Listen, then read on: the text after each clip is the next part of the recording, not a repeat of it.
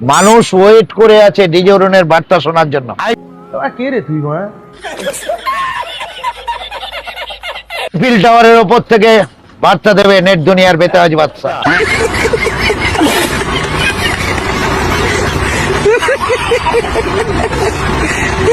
Happy Christmas. আজ Eco Park Eiffel টাওয়ারের ওপর থেকে বার্তা দেবে। দাদা তোমার পরোটার কি নাম আছে আগের মতো না চেঞ্জ? ওইসব নাম ফাম ভাড়বে যায়। ওকেই তো অবশ্যই উপস্থিত হয়েছিলেন টলিউডের রাইটার এন্ড ডিরেক্টর। জানেন জনগণ পরিষেবা কিভাবে হয়?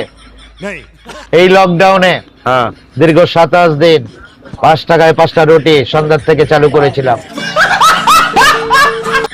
লাইন পড়তো সেই এখানে পর্যন্ত। হ্যাঁ, তো ক্যামেরা হয়নি তো? ক্যামেরা হয়নি কারণ পরিষেবাটা এভাবেই দেওয়া হয়েছিল। মানুষরা যারা না খেয়ে পড়ে থাকতো, দোকানপাট খোলা থাকতো না, তাদেরকে খাওয়ার ব্যবস্থা করতো নেট দুনিয়ার বেতাজ বাদশা ডিজে অরুণ।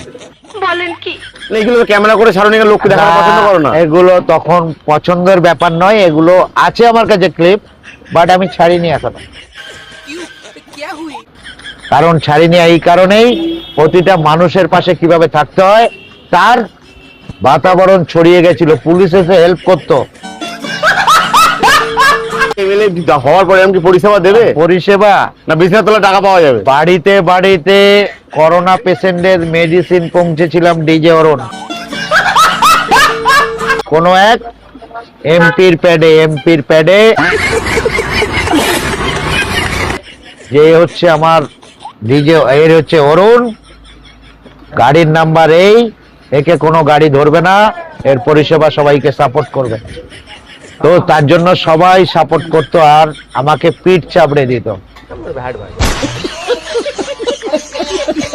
অসাধারণ কাজ করছো। করোনা পেশেন্টের বেডে বসে অক্সিজেন লাগাচ্ছি, ডাক্তার গেটের বাইরে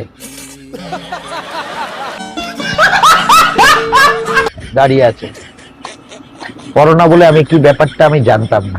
বলেন কি? আমি মানুষের মধ্যেই থাকি, মানুষকে ভালোবাসি বলেই আজ পর্যন্ত আমি এখনো দোকানে পাচ্ছ।